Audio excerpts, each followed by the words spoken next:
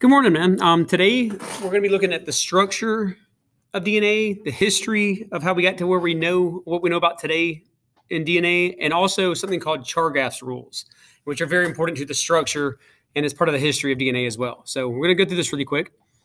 All right. So first, we just need to know what DNA is. DNA is like the chemical in our body within our cells that passes on genetic information to our offspring. What DNA stands for is deoxyribose nucleic acid. And nucleic acid is one of the macromolecules we discussed way back in one of the first units we did. But the function is just to store and transmit our heredity. All right. So in us, it's in our nucleus. In bacteria, it just floats around their cytoplasm. So the structure is something called a double helix. So picture a ladder and just twisting the ladder. All right. So it looks like a twisted ladder. It's basically just two helixes or two strands wrapped around one another. But the strands are held together by something called a hydrogen bond. All right. That's what holds these two strands together. And the building blocks of DNA, what makes them up, is called nucleotides. And there's three of them that make it up. There's something called sugar. It's called that's what the deoxyribose is. A phosphate group and also a nitrogen base. And the nitrogen bases are very important to how traits are passed on. Okay. And the sugar and the phosphate is what makes up the backbone or the sides of the ladder. It makes up the backbone of the DNA. All right. The sugar and the ribose, or sugar and the phosphate. All right. Like I said, the nitrogen bases are very important. There's four of them. There's adenine, thymine, cytosine, and guanine. All right. And you need to know Chargaff's rules. All right. And what he did a chemical analysis, basically, of DNA, and found that every time he found like 58% of adenine, he found 58% of thymine. If he found 42% of cytosine, he found 42% of guanine. So A's and T's bond together. So adenine and thymine always bond together, and cytosine and guanine always bond together. Adenine cannot bond to cytosine or guanine because they just don't fit together right. All right. It's like a lock and key almost. All right. So they just don't fit. There you go. That's a double helix. You can sort of see it's like a ladder twisted. Cytosine and guanine, thymine and adenine.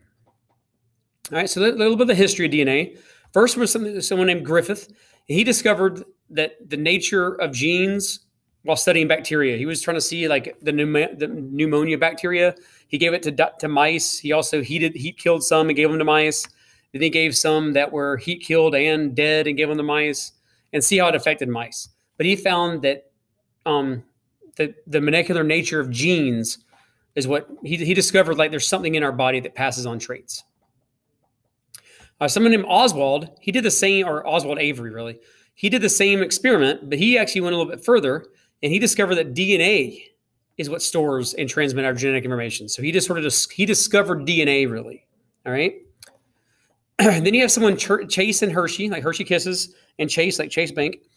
They did it some more. They looked at bacteriophages, which is a virus that infects bacteria, and they found that in viruses, the DNA, not the protein, is what the genetic material is. So they took it they discovered like really what DNA really is. Okay.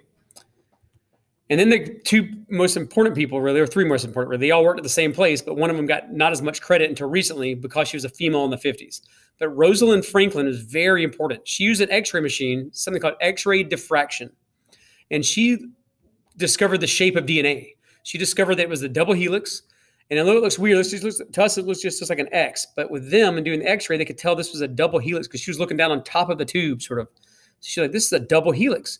And she also noticed that the nitrogen bases are in here in the middle. So two very important things that she discovered. All right, Rosalind Franklin. All right, Watson and Crick, they worked at the same university in research as she did. They did not steal the idea from her. They just got credit for it. But they used her X-ray. They used this X-ray model here to build this structure DNA. And they did it out of wire and cardboard, really. But they discovered the shape of DNA as a double helix. And they also, they sort of discovered the hydrogen bonds as well, which is really big. They made the shape of DNA. They made a physical representation of it. They get credited with the discovery of DNA as a double helix. And they also discovered the hydrogen bonds between the nitrogen bases. So big things to take away. Really know who Rosalind Franklin, she discovered the DNA using the X-ray diffraction. Watson and Crick put the model together and discovered hydrogen bonds.